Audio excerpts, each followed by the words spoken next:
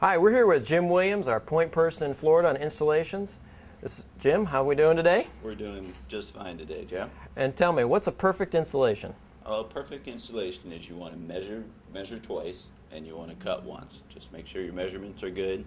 The doors are self-framing, so there's no painting involved in the installation itself. Okay, so let's get on to doing one through a door. To go through a door, you need some basic tools: a jigsaw, a drill, tin snips, a square, and the proper blades for cutting through the material you're going through. First thing you want to do is check your location. You want to make sure the door doesn't fall in any dips in a panel door. You try to keep the pet door in the flat areas of the panel door. Once you've got your location, you can take your template and tape it in place. We use a lot of blue tape because it won't pull up any paint. And some of these holes you're going to drill through go all the way through, and some only go halfway through the door, and they're marked A, B, C. It's all on the template. Here Jim is center punching it, so we hit the point.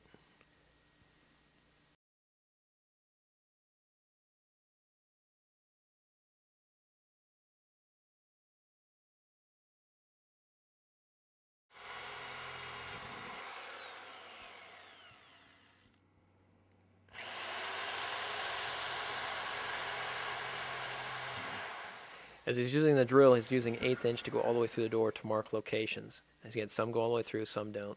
Then we finish them out with a unibit. It goes through the door at various depths, making a nice clean hole. Makes the job really easy.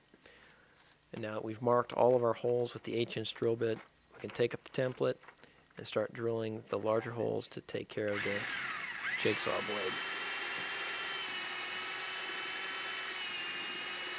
Notice how the bit doesn't tear up the metal or pull as it goes through the door.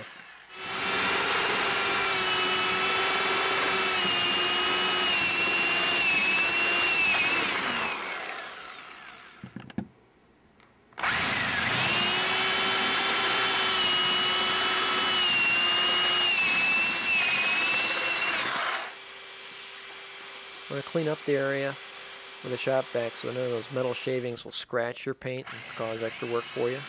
Then you can flip it over and finish out just the holes that go all the way through. Okay, we mark across the top of the holes. This is on the template. You can see the cut lines on the template for reference. But we mark across the top of the holes on the top, down the sides and the bottom. We go right down the middle of the holes. Then we tape off the area of the door that's going to remain with blue tape so we don't scratch it. Your jigsaws have some vibration, and that vibration will scratch the doors. Right, and as you notice, when we make the cut hole for this, we do notch it out towards the top on both sides, the right and the left, just on the top. That's to accommodate the spring kit that we have here, which extends a little past the frame. What that allows you to do, slide your door in here easily. And you should have all your notches for your holes. These going straight through so you can screw the exterior frame to it. And these are for a steel security plate. The exterior frame's got two sides to it. One that's a rounded edge and the other side which is a flat edge. The flat edge goes against the Plexidor to trim it out just perfectly so you can't see anything. And right now Jim is taking his interior screws, matching up and sandwiching that frame to hold the pet door in place. Once the side pieces are on, it's actually in place. He's flipping it over and he's just going to mount the trim pieces for the top and the bottom. These are not holding in the pet door, they just trim it out, give a nice finished look.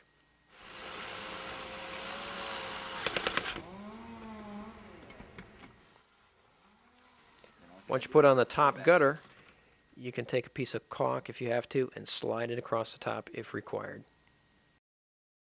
There's a finished installation in a household door.